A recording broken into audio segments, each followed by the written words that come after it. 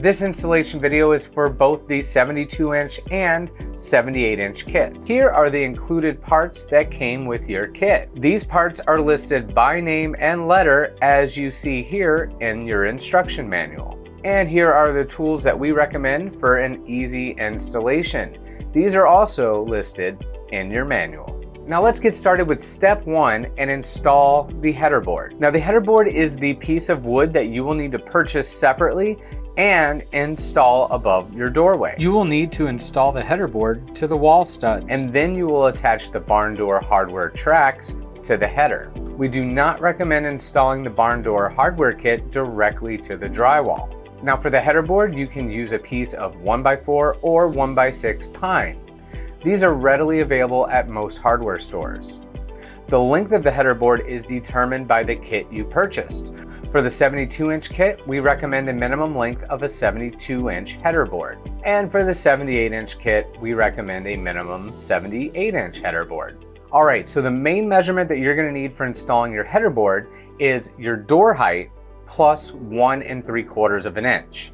This measurement will be the bolt installation height of the hardware kit tracks. Marking this on the wall will help you determine where you will first install your header board to ensure that the tracks will line up with your header board. We will cover this more in a little bit.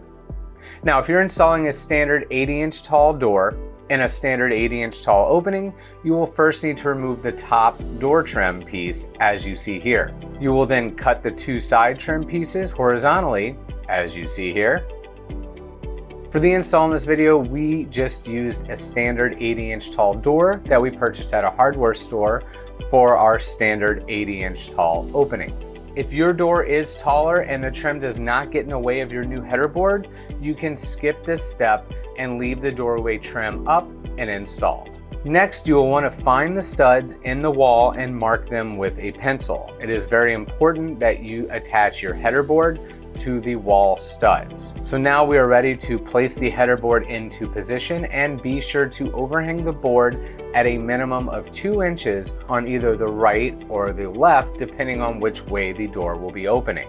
Using a level, ensure that the header board is nice and level, and of course attach the header board with wood screws into the wall stud. Now at this point, it is up to you to either stain or paint your header board to match your existing trim or your style. We are now ready for step 2, installing the track. The track comes in 2 separate pieces and connect together with a puzzle piece-like joint. We're going to start by installing one of the tracks. Ideally, start with the track that will be overhanging the doorway at 2 inches, the same way that you installed the header. Now you will want to measure from the floor the length of your door plus 1 3/4 of an inch. We are going to want to line the tracks up at that mark in the center of the bolt hole of the track. Level the track and mark out all mounting hole locations with a pencil onto the header. Next, drill a 1/8 inch pilot hole using the marks that you just made on your header. Then place the spacers behind the track and attach the track using the mounting bolts and washers included with your kit. Welcome to step 3, installation of the door hangers. Let's first start with the top hole of the hanger. This hole should be located 1 1/2 inch from the top of the door and 2 inches from the side edge of your door. This is where the top bolts of the hangers will go. Now place the hanger square with the door and line up the top hole. You now will know exactly where to mark the second hole with a pencil. Now you're ready to drill both of the marks you just made with a 1/8 inch pilot hole. After you've done that, you will then drill the hole bigger with a 3/8 inch drill bit. Now you're ready to secure the hanger with the supplied bolts, washers, and nuts. And of course, repeat the process for the second hanger. Now you are ready to install the anti-jump discs.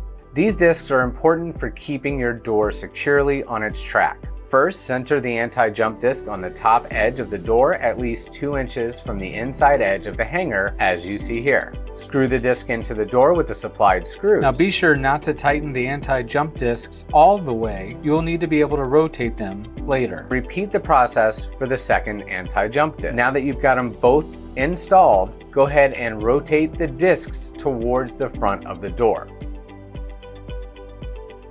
Now carefully place the door on the track, making sure that the rollers are properly lined up. Now go ahead and rotate the anti-jump discs towards the wall. We are now ready to install the floor guide. First, start by sliding the door open as far as it can go on the track. Then measure 1/2 inch towards the door from the door opening, as you see here, and draw a line on the floor with a pencil. This mark will be the center mark for the floor guide. Next, using the door, mark the inside and outside edges of the door onto the floor with a pencil. This mark will be where your screws will attach the guides to the floor. Special note, if attaching guides to concrete floors, you will first drill 5/16 inch holes into the concrete and install the provided anchors before attaching these screws. Now we are ready for the installation of the door stops on the track. Now go ahead and slide the door into its closed position. Now install the first door stop so that it touches the hanger and tighten with the supplied Allen wrench. Next, slide the door into its open position. We recommend that the door edge stays inside the opening at least 1 inch. And then go ahead and install the second door stop in the same manner. And finally, finish up the installation by installing the hole caps in the 2 small holes at the ends of both sides of the track.